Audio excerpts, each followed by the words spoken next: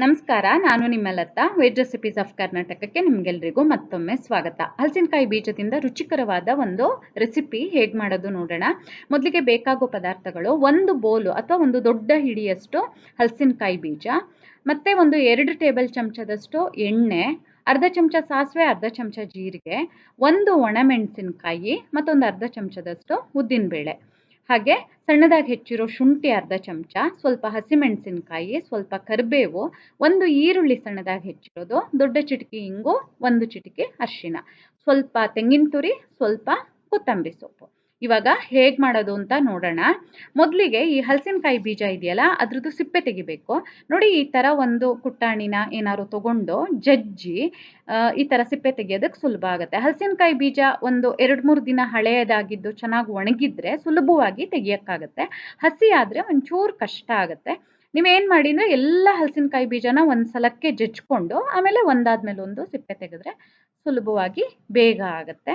ನೋಡಿ, ಇದೆಲ್ಲ ಸಿಪ್ಪೆ ತೆಗೆದ್ಮೇಲೆ ಇವಾಗ ಈ ಥರ ಕತ್ತರಿಸ್ಕೊಳ್ಬೇಕು. ಒಂದು 4ರಿಂದ 5 ಪೀಸ್ ಮಾಡಿದರೆ ಸಾಕು. ಅಂದರೆ ಸ್ವಲ್ಪ ತುಂಬ ಚಿಕ್ಕದಾಗೇನು ಬೇಡ, ಸ್ವಲ್ಪ ದೊಡ್ಡದಾಗಿನೇ ಹೀಗೆ ಎಲ್ಲ ಹಲಸಿನಕಾಯಿ ಬೀಜನ ಕತ್ತರಿಸ್ಕೊಳ್ಬೇಕು. ಆಮೇಲೆ ಅದನ್ನು ಒಂದು ಕುಕ್ಕರಲ್ಲಿ ತೊಗೊಂಡು, ನೀವು ಹಾಗೇನೋ ಪಾತ್ರೆಯಲ್ಲಿ ಬೇಯಿಸ್ಕೊಬೋದು. ಕುಕ್ಕರ್ ಆದರೆ ಒಂದು 2 ವಿಸಿಲ್ ಮಾಡಿದರೆ ಸಾಕಾಗುತ್ತೆ. ಅದಕ್ಕೆ ಒಂದು ಸಣ್ಣ ಚಮಚದಷ್ಟು ಉಪ್ಪು, ಒಂದು ಚಿಟಿಕೆಯಷ್ಟು ಅರಿಶಿನ ಹಾಕಿ, ಆಮೇಲೆ ಅದು ಮುಚ್ಚುವಷ್ಟು ನೀರು, 1 ಕಪ್ಪು ಇಲ್ಲ ಒಂದು ಅರ್ಧ ಕಪ್ಪಿಗೆ ಸ್ವಲ್ಪ ಜಾಸ್ತಿ ಇರ್ಬೋದು, ಅಷ್ಟು ನೀರು ಹಾಕಿ ಮುಚ್ಚಳ ಮುಚ್ಚಿ ಒಂದು 2 ವಿಸಿಲ್ ಮಾಡಿದರೆ ಮೆತ್ತಗೆ ಬೇಯುತ್ತೆ. ಕರ್ಗೋದು ಬೇಡ, ಮೆತ್ತಗಾಗಿದ್ರೆ ಸಾಕು. ಅದೇ 2 ವಿಸಿಲ್ ಮಾಡಿದ್ರೆ ಸರಿಯಾಗುತ್ತೆ. ಆಮೇಲೆ ಒಂದು ಬಾಣಲೆನಲ್ಲಿ 2 ಟೇಬಲ್ ಚಮಚದಷ್ಟು ಎಣ್ಣೆನ ಬಿಸಿ ಮಾಡಿ, ಅರ್ಧ ಚಮಚ ಸಾಸಿವೆ, ಅರ್ಧ ಚಮಚ ಜೀರಿಗೆ ಹಾಕಿ, ಒಂದು ಅರ್ಧ ಚಮಚ ಉದ್ದಿನಬೇಳೆ, ಒಂದು ಒಣಮೆಣಸಿನಕಾಯಿ ಚೂರು ಮಾಡಿರೋದು. ಒಣಮೆಣಸಿನಕಾಯಿ ಉದ್ದಿನಬೇಳೆ ಬೇಕಾದರೆ ಸ್ಕಿಪ್ ಮಾಡ್ಬೋದು, ಆಪ್ಷನಲ್ಲು.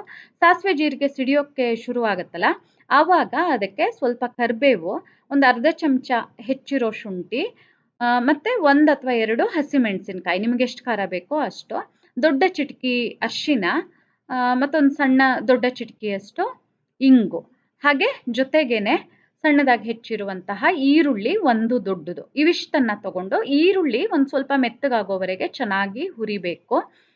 ಈ ಹಲಸಿನಕಾಯಿ ಬೀಜ ಇದೆಯಲ್ಲ, ಇದ್ರದ್ದು ಏನೇ ಮಾಡುವಾಗ ಸ್ವಲ್ಪ ಖಾರ ಇದ್ದರೆ ಚೆನ್ನಾಗಿರುತ್ತೆ. ಸೊ ಅದನ್ನ ನೋಡಿಕೊಂಡು ನಿಮಗೆ ಖಾರಕ್ಕೆ ತಕ್ಕ ಹಾಗೆ ಹಸಿಮೆಣಸಿನಕಾಯಿಯನ್ನು ಸೇರಿಸಿ, ಈರುಳ್ಳಿ ಹುರಿದಾದ್ಮೇಲೆ ಈಗಾಗಲೇ ಬೇಯಿಸಿಟ್ಕೊಂಡಿದ್ವಲ್ಲ ಆ ಹಲಸಿನಕಾಯಿ ಬೀಜನ ಹಾಕಬೇಕು. ನೀರು ತುಂಬ ಜಾಸ್ತಿ ಇದೆ ಅಂದರೆ ಬೇಕಾದರೆ ಸ್ವಲ್ಪ ನೀರು ಬಗ್ಸಿಟ್ಕೊಳ್ಳಿ, ಬೇಕಾದರೆ ಮತ್ತೆ ಹಾಕ್ಕೋಬೋದಲ್ಲ.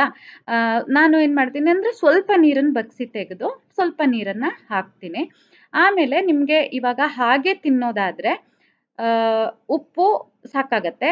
ಪಲ್ಯದ ಥರ ಅನ್ನ ಅಥವಾ ಚಪಾತಿ ಜೊತೆ ಏನಾದರೂ ಬಡಿಸೋದಾದರೆ ಒಂದು ಸ್ವಲ್ಪ ಉಪ್ಪು ಹಾಕಬೇಕಾಗತ್ತೆ. ಸೊ ನೋಡಿಕೊಂಡು ನೀವು ಉಪ್ಪು ಎಷ್ಟು ಬೇಕೋ ಅಷ್ಟು ಹಾಕ್ಕೊಳ್ಳಿ. ಆಮೇಲೆ ಸ್ಟವ್ ಆಫ್ ಮಾಡಿ ಮೇಲಿಂದ ತೆಂಗಿನ ತುರಿ ಮತ್ತು ಕೊತ್ತಂಬರಿ ಸೊಪ್ಪನ್ನು ಸೇರಿಸಿ ಪುನಃ ಒಂದು ಸಲ ಮಗ್ಚಿದ್ರೆ ಆಯಿತು. ಇದನ್ನು ಉಸ್ಲಿ ಅಂತನಾದ್ರೂ ಕರಿಬೋದು, ಪಲ್ಯ ಅಂತನಾದರೂ ಕರಿಬೋದು. ತುಂಬ ರುಚಿಯಾಗಿರುತ್ತೆ, ಆರೋಗ್ಯಕ್ಕೂ ತುಂಬ ಒಳ್ಳೆಯದು. ಟ್ರೈ ಮಾಡಿ ನೋಡಿ.